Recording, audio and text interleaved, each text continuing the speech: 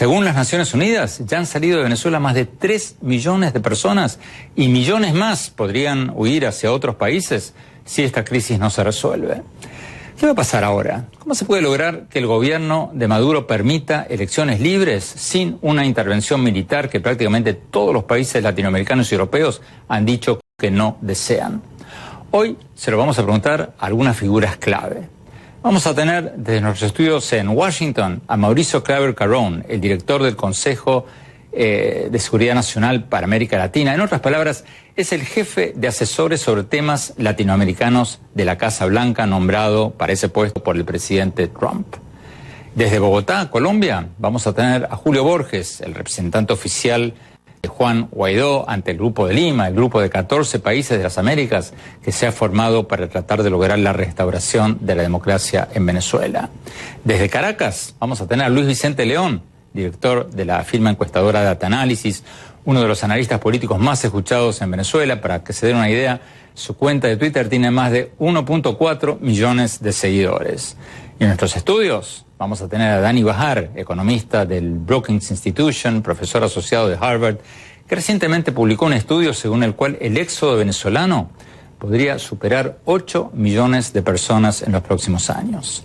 Y también vamos a tener a Beatriz Rangel, exministra de la Secretaría de la Presidencia de Venezuela, consultora y analista política internacional. Muchas gracias a todos por estar con nosotros. Bueno, vamos a Washington. Veamos lo que nos dijo el doctor Claver Carrón, el jefe de asesores de la Casa Blanca para América Latina. Veamos. Doctor Mauricio Claver, muchas gracias por estar con nosotros. La Casa Blanca acaba de imponer nuevas sanciones contra entidades financieras internacionales que hagan negocios o que beneficien, según las palabras de ustedes, al régimen de Nicolás Maduro. Exactamente, ¿qué significa eso? Bueno, lo que significa es que ya hemos sancionado los ingresos que está recibiendo, que había recibido Nicolás Maduro y su grupo. Esos ingresos, el 85% de esos ingresos venía de PDVSA y de las ventas a los Estados Unidos, lo que significaba casi 11.000 millones al año. Ahora lo que estamos viendo es que las reservas que tienen, el dinero que han mantenido en el exterior, en otros países, o que tienen en el país, en oro y en otros bienes que están intentando mover por diferentes partes del mundo. Hemos notado que están individuos y personas intentando de usurpar, de la misma manera que están usurpando la democracia, usurpar los bienes de empresas del Estado, moviéndolas. Hemos observado esos movimientos, hemos ahora alertado que vamos a sancionar cualquier institución que mueva cualquier de ese dinero, y hemos sancionado y seguiremos sancionando a cualquier banco o institución financiera que actúe con Nicolás Maduro y su grupo para seguir robando los bienes del Estado venezolano. ¿Cuántas reservas, según los cálculos de ustedes, tiene el gobierno de Maduro y cuánto tiempo puede aguantar el gobierno con ese dinero? Bueno, entendamos. Nicolás Maduro, nadie le es leal por ideología ni por religión. Todo, básicamente, la estructura que él ha mantenido para usurpar el poder siempre ha sido por arreglos, ¿no? Y esos arreglos son financieros, sea la cúpula militar, sean otros, se han beneficiado o de pagos directos o de poder lucrar de ciertas empresas del Estado. Por mucho tiempo fue PDVSA, y también hemos visto encauzamientos de miles de millones de dólares que han sido robados. Eso ya se acabó, y los periodos de ajuste de PDVSA, las sanciones que empezaron hace 3 semanas, están ahora, es que de verdad tienen efecto, y en las próximas semanas y en los próximos meses otras licencias que quedan también las tomarán. Así que ese dinero, ese efectivo, ya no lo va a tener más. ¿Cómo va a manejar? Básicamente él está intentando con parches, dando viajes por el mundo, intentando ir a diferentes bancos donde tenían dinero escondido, sacando 500 millones por aquí, 1.000 millones por acá.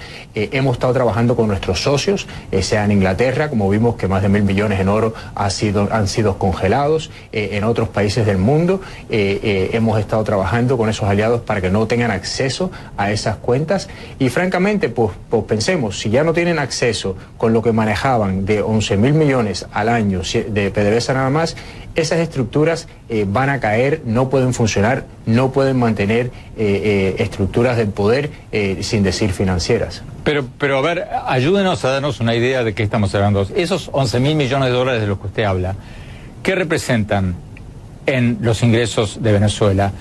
¿Cuántos meses, cuántos años puede manejar el país, el gobierno de Maduro, después de las sanciones que ustedes han puesto?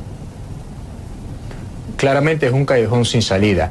No hay manera de que Nicolás Maduro pueda manejar un país ni pueda mantener las redes de soborno, las redes de robo, sin acceso a esas empresas estatales, sin acceso a las redes financieras internacionales con la cual por mucho tiempo estuvieron lucrando. Ese callejón sin salida tendrá un tiempo, veremos cuál es, pero ya sabemos que están sintiendo esa presión, ya sabemos, y lo he dicho muchas veces y lo repito, que Nicolás Maduro no duerme tranquilo en Caracas porque sabe que nadie a su alrededor es leal, que todo el mundo está buscando su futuro, que todas esas personas alrededor de él tienen sus familiares y su dinero fuera del país. Lo sabemos, él mismo lo sabe y francamente es una cuestión de cuándo y cómo.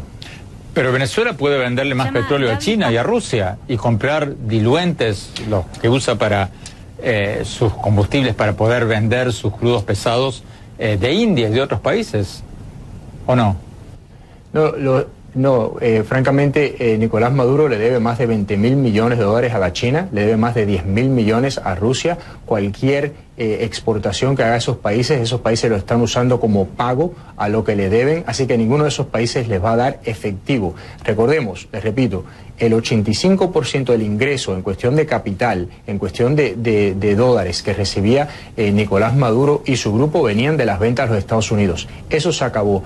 Ya todos los préstamos que habían recibido de Rusia, de la China, eso también se acabó. El riesgo crediticio más grande actual de Rusia y la China es Nicolás Maduro. Ellos mismos saben que con el manejo, con las sanciones que existen y sin una transición pacífica, Venezuela no podrá seguir produciendo, no podrá ser próspera y al fin y al cabo a ellos no se les pagarán. Eso están muy conscientes. ¿Hay planes de ustedes, de la Casa Blanca, de ampliar las sanciones petroleras e imponer lo que se han llamado sanciones secundarias? O sea, que multen a empresas de otros países que le compren o vendan a PDVSA o al gobierno de Maduro? El paso actual que estamos comenzando en cuestión de las sanciones petroleras es igual que a las instituciones financieras. Hemos empezado trabajando con nuestros socios y nuestros aliados, como le mencioné, sea Inglaterra, sean los países europeos, sean los Emiratos Árabes y otros países en los cuales ellos mismos han congelado esas transacciones. Ahora, como anunciamos la semana pasada, si hay transacciones que estamos viendo ilícitas en las cuales entidades bancarias sean cómplices, pues las sancionaremos. De la misma manera con el petróleo. Si vemos que otros países y otras entidades siguen y que le estén proveyendo algún tipo de efectivo a Nicolás Maduro, en vez de las compras esas, mantener el dinero en cuentas apartes para el gobierno legítimo de Venezuela, también aplicaremos sin problema sanciones secundarias que las afectará. ¿Por qué cree usted, doctor Glaber, que Maduro, el gobierno de Maduro, no arrestó a Juan Guaidó a su regreso a Venezuela? Obviamente en algún momento en la estructura hubo un momento de inflexión, sea en el momento antes que llegó Juan Guaidó o en el momento desde que llegó Juan Guaidó. Alguien decidió o no dar la orden de arresto o no arrestarlo. Eso es algo muy positivo, enseña que la coalición que ha creado Juan Guaidó no es solamente la calle en Venezuela, pero hemos visto los estudiantes, los sindicatos, ahora los sindicatos públicos, como la semana pasada, el movimiento estudiantil, la Fedecámaras, los movimientos agrícolas. Juan Guaidó ha podido traer a la sociedad civil venezolana a favor de él. Lo estamos viendo también en las encuestas, la abrumadora mayoría de Venezuela quiere este cambio, reconoce a Juan Guaidó como su presidente, reconoce esta transición pacífica en sí, y Nicolás Maduro hasta cierto punto, aunque esté en una burbuja, lo sabe y lo reconoce y entiende, como hemos dicho, que no solamente sería un grave error arrestar a Juan Guaidó, pero sería su último error. Bueno, usted ha dicho eso y lo han dicho otros altos funcionarios del gobierno del presidente Trump, pero explíquenos un poco qué significa eso, porque ustedes hablan vagamente de que todas las opciones están en la mesa, de que habría una respuesta drástica, dramática. Concretamente, ¿qué pasa si lo arrestan esta noche a Juan Guaidó? Bueno, estemos muy claros. Todo lo que ha hecho los Estados Unidos no se lo ha esperado Nicolás Maduro. No se esperaban que 30 minutos tras ser aplicada el artículo 233 de la Constitución venezolana y Juan Guaidó ser el presidente de Venezuela. No esperaban que los Estados Unidos iba a ser el primer país en reconocerlo en menos de 30 minutos. Nunca se esperaron que íbamos a sancionar a PDVSA. Ellos estaban convencidos de que de alguna manera nosotros éramos dependientes de PDVSA. Ellos entienden claramente ahora que los Estados Unidos están en esta para apoyar y para ganar en esta transición pacífica democrática. No vamos a descansar hasta que esta transición se lleve a cabo. Y lo que hemos dicho claramente desde el primer día, que no aceptaremos ningún tipo de violencia, no solamente, primordialmente sobre americanos, sobre el presidente constitucional legítimo Juan Guaidó, sobre la Asamblea Nacional, y creo que lo que sí Nicolás Maduro y sus allegados entienden muy bien es que no deberían probarnos al presidente de los Estados Unidos ni al gobierno de los Estados Unidos. A ver si entendí bien, cuando ustedes dicen no aceptaremos ningún tipo de violencia contra ciudadanos de Estados Unidos o contra Juan Guaidó, ¿habría una respuesta de fuerza si lo hacen? Los Estados Unidos sería irresponsable por nuestra parte descartar cualquier opción. Lo hemos dicho claramente, lo repetimos. Aquí todos, lo que todos queremos, y ojalá que Nicolás Maduro y las Fuerzas Armadas quieran, es una transición pacífica, democrática, constitucional. Juan Guaidó ha ofrecido una amnistía, nosotros hemos ofrecido a aquellos que trabajen para la democracia, eliminarlos de las listas de sanciones, trabajar conjuntamente. Nadie está buscando algo que no sea una solución pacífica, por lo cual, como dijimos anteriormente y repetimos, cualquier acto de violencia sería un grave error y nuevamente nosotros no vamos a descartar ninguna opción.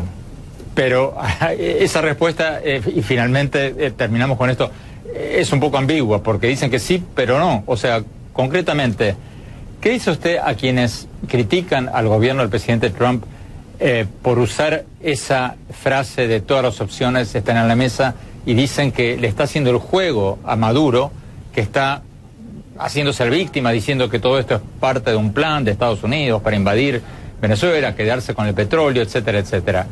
¿Qué dice usted a esa crítica? Nadie en Venezuela ve a Nicolás Maduro como un víctima. Todo el mundo entero vio, básicamente hay dos imágenes que lo van a seguir en las últimas 2 semanas. El bloquear la ayuda humanitaria, el quemar la ayuda humanitaria, el asesinato de 7 personas por grupos armados, los grupos delincuentes con máscaras entrenados por el gobierno cubano, la muerte de los indios pemones. El mundo sabe la violencia que ha causado, la crisis humanitaria que ha causado Nicolás Maduro, por lo cual nadie lo ve como víctima. Aquí lo que pedimos es que se respete la transición pacífica, la transición constitucional, la transición legítima hacia Juan Guaidó como presidente para que se pueda llevar un periodo de elecciones.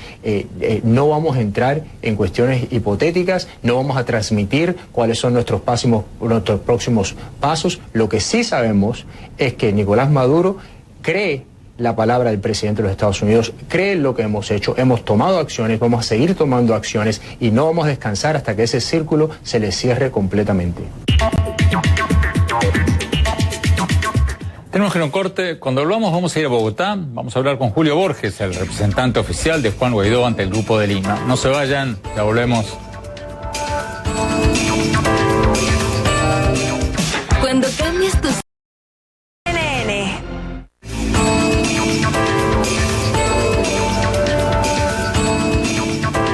Gracias por seguir con nosotros. Estamos analizando los posibles desenlaces de la crisis política en Venezuela. Como ustedes saben, Estados Unidos, Canadá, Alemania, Francia, Gran Bretaña, España, Brasil, Colombia, Argentina, prácticamente todas las grandes democracias, salvo México, reconocen a Guaidó como el presidente interino de Venezuela, pero los altos mandos de las Fuerzas Armadas de Venezuela, las Fuerzas Armadas, Rusia, China, Cuba, otros países siguen reconociendo a Maduro. Vamos a Bogotá. Julio Borges, representante de Guaidó ante el Grupo de Lima. ¿Cuáles son los próximos pasos que ustedes les están pidiendo al Grupo de Lima, Brasil, Argentina, Colombia, etcétera, después de que no se logró ingresar la ayuda humanitaria a Venezuela? ¿Cuál sería el próximo paso que ustedes quisieran que dé el Grupo de Lima? Sí, Andrés, desde el punto de vista del gobierno parlamentario del presidente Juan Guaidó, nosotros tenemos varios puntos que nos parecen esenciales para que el Grupo de Lima los vaya asimilando y poniendo en acción, que es lo más importante. El primero de ellos es mayor presión. Son muchas las acciones que el Grupo de Lima ha anunciado y le falta materializar, sobre todo en términos de sanciones personales en corrupción, lavado de dinero y violación de derechos humanos. En segundo lugar, un tema que me parece importante y que se ha hecho con mucho liderazgo, que es sumar a nuevos países que puedan ir reconociendo el gobierno de Juan Guaidó. Ya son casi 60 países lo que lo han hecho a nivel mundial y eso ayuda a que haya una presión mucho más fuerte. En tercer lugar, apoyo a la ayuda humanitaria, es decir, no solamente a la entrada de medicina y comidas a Venezuela, sino a la colaboración en medicinas y comida que se donen para ese proceso.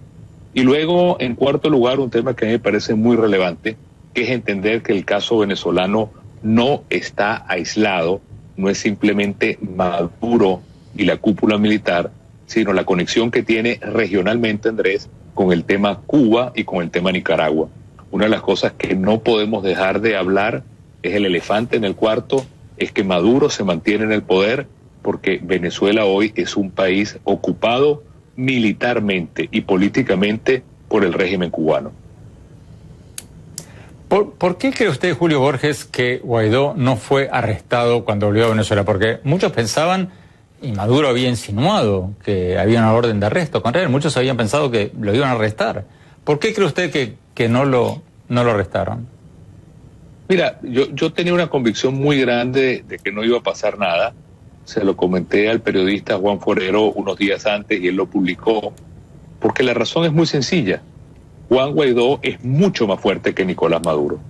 Juan Guaidó tiene en este momento el apoyo del pueblo venezolano, tiene el apoyo del mundo libre y representa y encarna una lucha de 20 años.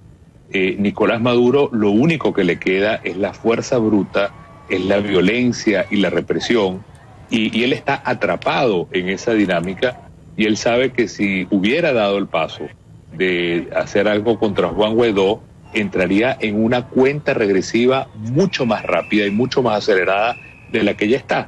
De manera que Maduro, si estuviéramos jugando ajedrez, Andrés, cualquier paso que da Maduro es un paso inexorable hacia el jaque mate. Si lo hubiera puesto preso, hubiera salido derrotado. Si no lo toca como no lo tocó, fue una gran derrota de Maduro, de manera que Maduro está en una barrena ya, en la cual haga lo que haga, va inexorablemente a su derrota final y a su salida. ¿Qué opina Julio Borges de lo que dijo Luis Vicente de León, el encuestador, el analista político, de que el hecho que lo permitieran regresar a Guaidó de alguna manera sugiere que hay un inicio de negociación? ¿Hay alguna negociación en marcha detrás de bambalinas con el gobierno de Maduro? Lo leí, no lo comparto. Me parece que simplemente estamos en una situación de hecho que es más profunda. Maduro no tiene capacidad en este momento de imponerse como él quiera.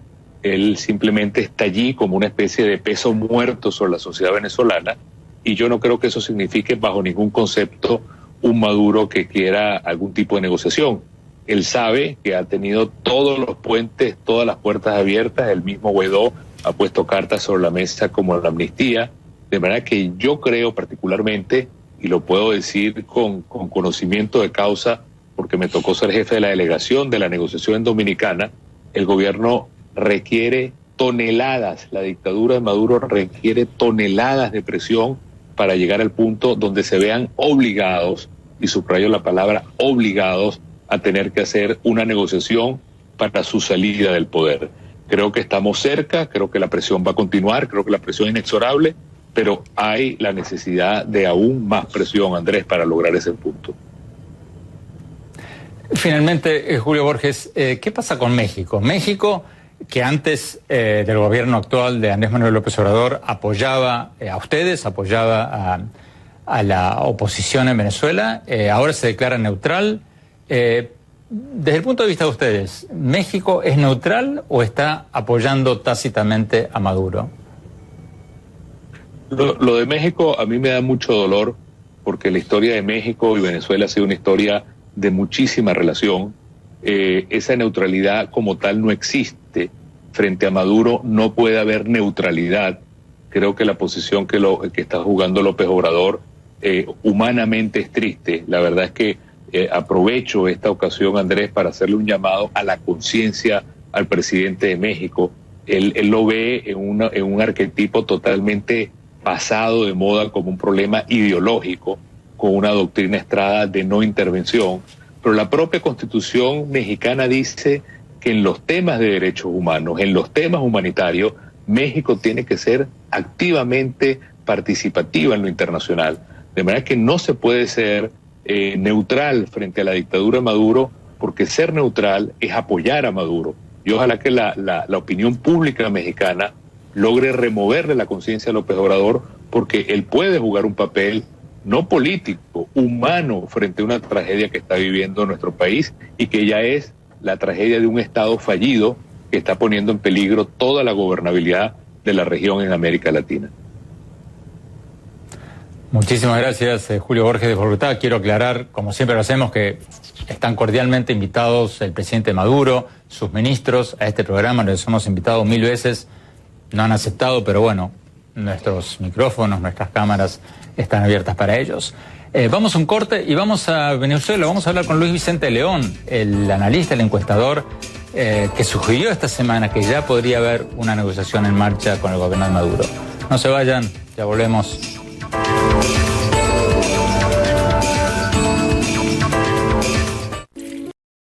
Estamos analizando los posibles desenlaces de la crisis política y humanitaria en Venezuela. Vamos a Caracas. Luis Vicente León. Luis Vicente, tú tuiteaste hace pocos días que crees que el hecho de que dejaran entrar a Juan Guaidó a Venezuela podría sugerir que hay una negociación en marcha entre Maduro y la oposición. ¿Qué te lleva a pensar eso?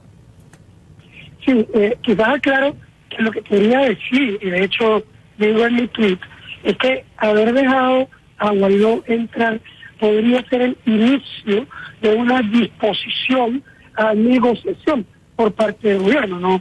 No estoy intentando decir que hay una negociación entre Guaidó y Maduro o entre la oposición y Maduro. Simplemente el gobierno toma una decisión que a mí me luce que abre alguna oportunidad de negociación a futuro. ¿Por qué? Básicamente el gobierno puede estar dejando a Guaidó entrar sin aprestarlo. Bueno, primero, obviamente, como decía en este mismo tuit, esa es la presión. Obviamente que hay una presión internacional, que hay unos riesgos vinculados a lo que podría ocurrir si él toma preso a Guaidó, desde los riesgos de exclusión social interno hasta los riesgos de acción de los Estados Unidos, que la verdad tampoco quedan completamente claros que realmente signifiquen, por lo menos en este momento, una acción militar, pero sí pueden significar una acentuación de las sanciones que hasta ahora son sanciones para US persons y que pudiera irse a los no residentes y afectar todavía más la relación de Venezuela, la petrolera, con algunos otros países en Europa, en India, etcétera. Pero más allá de esa presión, también hay un tema que para mí es muy importante, y es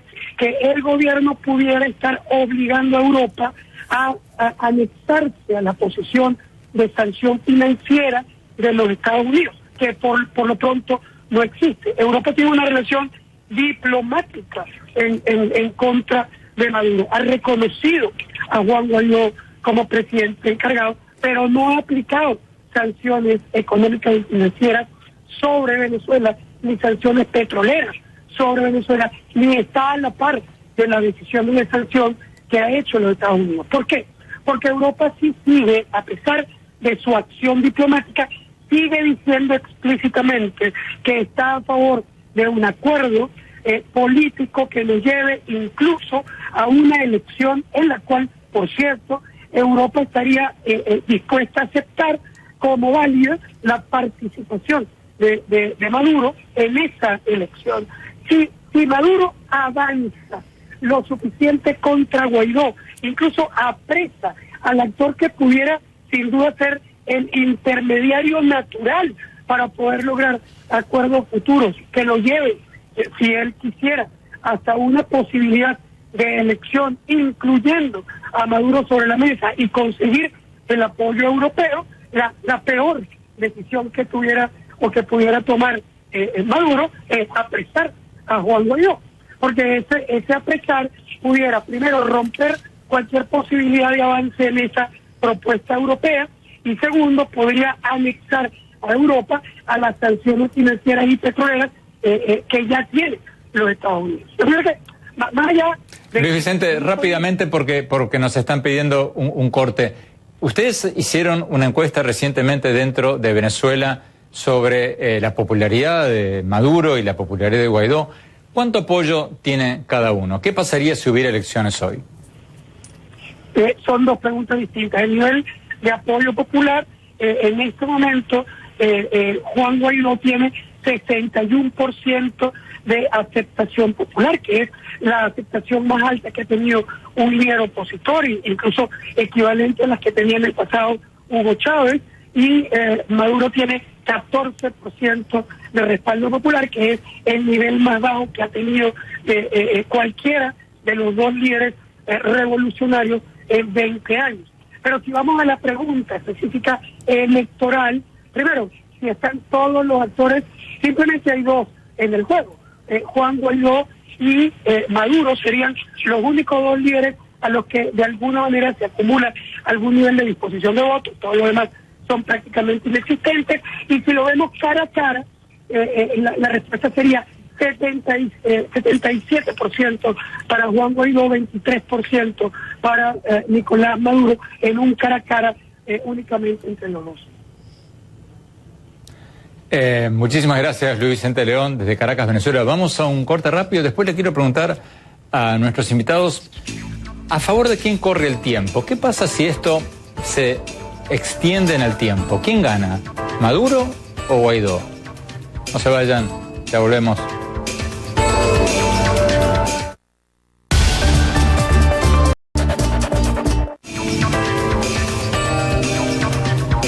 Gracias por seguir con nosotros. Estamos analizando los posibles desenlaces de la crisis política y la crisis humanitaria en Venezuela. Beatriz Rangel, al principio del programa, Mauricio Claver Carón, el hombre de la Casa Blanca que está manejando, asesorando al presidente Trump para América Latina, nos decía que el régimen de Maduro es insostenible, que el gobierno de Maduro, después de las sanciones de Estados Unidos, no va a tener dinero, no va a tener efectivo. Entonces, la pregunta del millón de dólares, ¿el tiempo corre a favor de quién? Si Maduro se sostiene en el poder y millones más de venezolanos se van de Venezuela, ¿no se consolida Maduro? Yo no creo que él se pueda consolidar bajo las actuales circunstancias. En eso coincido con Mauricio. Yo pienso que el tiempo juega en contra de Maduro en el siguiente sentido. Sus opciones de salir ileso o de poder lograr que retirarse, irse para un país remoto, la isla Fiji, si tú quieres, y vivir el resto de su día tranquilo con su familia. Cada día que pase se reducen más, porque se polariza muchísimo más. Sí, pero el contraargumento sería que cada día que pasa y aumenta la presión internacional, más lo obligan a atrincherarse en el poder. Ese sería el contraargumento. No, yo creo que al contrario, en la medida que se aumenta la presión, él se da cuenta que su tiempo se acabó y negocia y sale. Y yo creo que efectivamente eso es lo que está tratando de lograr la coalición internacional. Porque de verdad, a nadie le conviene, o sea, absolutamente a nadie le conviene una confrontación militar en Venezuela. Eso sería largo, eso sería costoso, eso tendría demasiadas bajas y eso pondría en peligro todo el ambiente de recuperación de varios países de América Latina, incluida Colombia, que es una de las economías más importantes. Dani Bajar, tú escuchaste lo que nos decía Claver Carona de la Casa Blanca, que Maduro se está quedando sin el 85% de sus ingresos petroleros que iban a Estados Unidos. Según tus cálculos, según lo que tú has estudiado, ¿puede sobrevivir el régimen de Maduro, el gobierno de Maduro, sin estas exportaciones a Estados Unidos? ¿Puede arreglárselas con Rusia, con China o con quien sea? ¿O no? Bueno, es una pregunta de no solamente si puede, sino cómo puede sobrevivir. Y efectivamente, estas sanciones van a ser un golpe muy fuerte a la economía venezolana y a la posibilidad de Maduro de tener estabilidad. Yo creo que se ve muy difícil, y esto pegando a la pregunta anterior, se ve muy pensar en un escenario donde Maduro se queda por mucho tiempo con un país tan inestable es difícil. Pero ¿por qué, Dani? Porque, o sea, a ver, pensemos un poco si se aguanta esta embestida, digamos, de sanciones. Tú mismo hiciste un estudio, el Brookings Institution, que tú has dicho que 8 millones de venezolanos se podrían ir. Bueno, si se van 8 millones de venezolanos, se queda con gente que él puede controlar con subsidios alimenticios, y entonces se desvanece, se desinfla la oposición. Claro, no, yo estoy de acuerdo que ese es un escenario factible, es decir, pero es un escenario muy inestable en el corto y mediano plazo. Digamos, y tú tenías razón cuando preguntabas, o sea, Maduro tendría otras opciones de exportar ese petróleo a otros lugares. El señor de la Casa Blanca habló de China y Rusia y tiene razón, hay mucha deuda y tal vez eso no va a generar cash, pero tal vez está India, tal vez, que podría hacer eso. Cualquiera que sea la solución va a tomar tiempo y los márgenes van a reducirse en términos de las ganancias.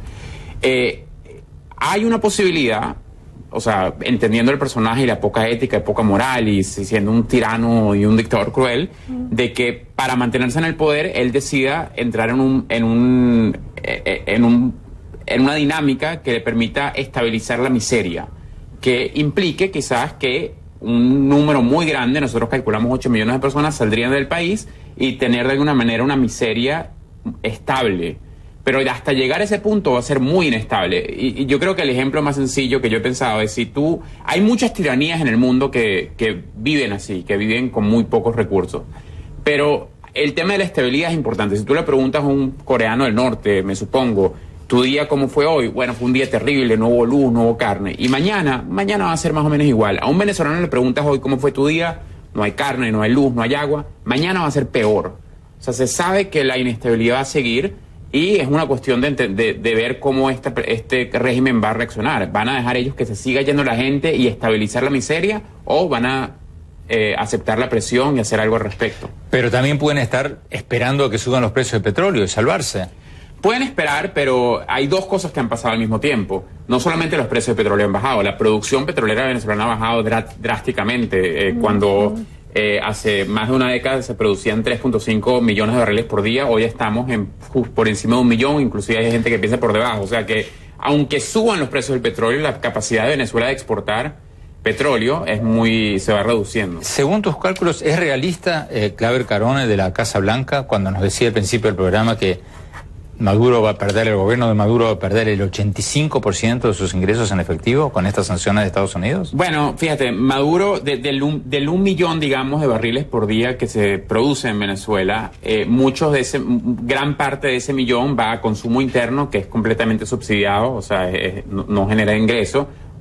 Parte de eso va a China y a Rusia a repagar deuda, parte todavía va a Cuba. Venezuela todavía en una crisis humanitaria le regala 100.000 barriles por día a Cuba. Y se estima que lo que se le exporta a Estados Unidos es 500.000 de barriles, que es la gran parte de las exportaciones petroleras que generan ingresos. O sea que ese número tiene sentido. Es factible. Tenemos que ir a un corte, ya volvemos con ustedes. No se vayan, ya volvemos. Acompaña a Juan Pablo Varsky con las noticias más relevantes del hemisferio sur. Hola, soy Vera Cataño en Madrid. Somos CNN.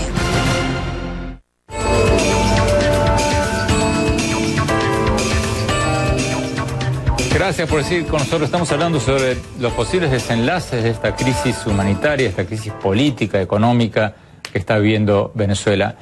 Beatriz Ángel, Dani Bahar y otros colegas del Brookings Institution hicieron un estudio que dicen que 8 millones de venezolanos podrían irse en los próximos años. ¿Cuántos años? ¿2 años? ¿3 años? Sí, algo así. 2 años, 3 años.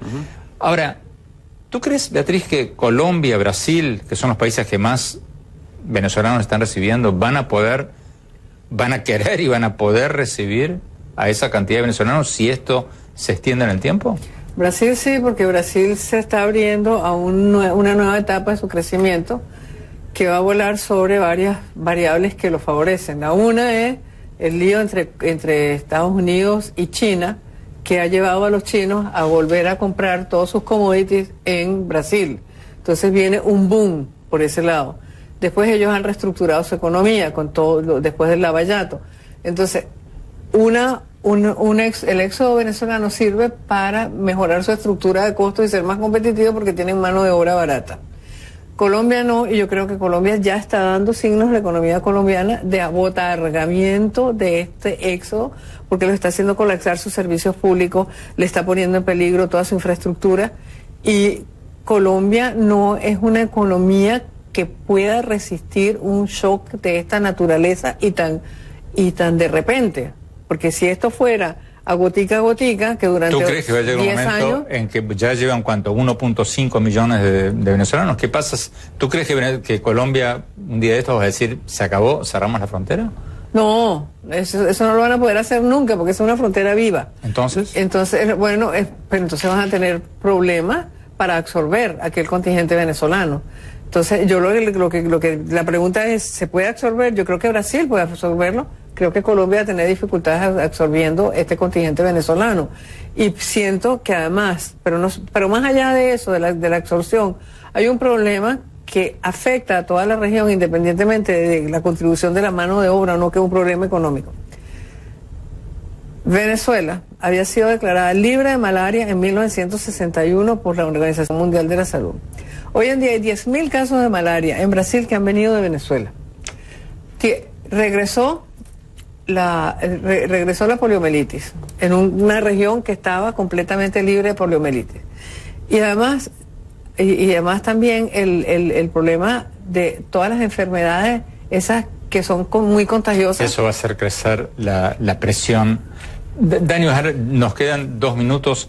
¿Cómo crees tú que termina todo esto? ¿Va a crecer la presión para una solución violenta, militar, extranjera? Yo pienso que es evidente que hay menos y menos opciones en la mesa. Yo pienso que la opción militar no es la opción deseada por nadie, no debería ser la opción deseada. ¿Pero tú crees que vamos a eso? Yo pienso que todavía no. Yo pienso que no es factible, o sea, no es algo pragmático, digamos, compararlo a otros casos como Panamá, son comparaciones muy difíciles, los americanos ya estaban dentro de Panamá, etcétera. Yo igual pienso que es una terrible idea, o sea, yo no creo que esa es la solución, estamos buscando una solución pacífica. Es verdad que el tema de los inmigrantes va a seguir poniendo presión en la región. Yo he trabajado mucho en ese tema y esto también es una oportunidad económica muy importante para los países. Colombia ha hecho un trabajo fenomenal y hay que reconocerlo, igual que Ecuador y Perú. Pienso que si hay algo que esta audiencia tiene que saber es que Latinoamérica es un ejemplo al mundo de cómo tratar refugiados. ¿Y Estados Unidos lo contrario, o me equivoco? Porque hasta ahora no le han dado visas de residentes a los exiliados venezolanos, ¿o me equivoco? Es correcto. Estados Unidos, hay un proyecto de ley que está ahorita pasando, que es el Temporary Protected Status, para gente que ha entrado venezolana. El proyecto de Bob Menéndez, del senador demócrata de Nueva Jersey. Correcto. Pero claro que sí podrían hacer más. Estados Unidos tiene un programa de refugiados y este año lo han cortado al nivel más bajo en la historia desde que existe, o sea que podrían hacer mucho más en recibir refugiados venezolanos. Entonces, en el minuto que nos queda, ¿cómo sigue esto? Yo siento que esto sigue, que va a haber de alguna manera una negociación. No sé de dónde, quién la está... Me imagino que la dirige Estados Unidos, que la coalición internacional está detrás de Estados Unidos y que de alguna manera se va a llegar al equilibrio después de esa negociación. ¿Para elecciones libres? Para elecciones libres, para salir de Maduro y para recomponer toda la política en Venezuela, porque también hay que pensar que en Venezuela, después de que salga Maduro, tú tienes que reconstruir la economía, tienes que sanar el cuerpo político, porque esa biliosa polarización que hay no es buena para que funcione una democracia. ¿Tú crees, Aníbal, que Maduro estaría dispuesto a permitir una elección libre?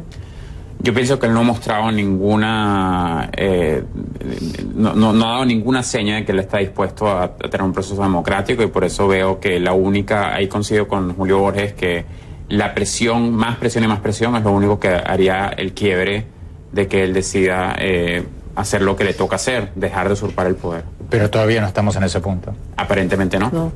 Todavía no. Muchísimas gracias, Cris Ángel. Muchísimas gracias, Dani Bajar. Vamos a un corte y mi reflexión sobre qué viene en Venezuela. No se vayan, ya volvemos.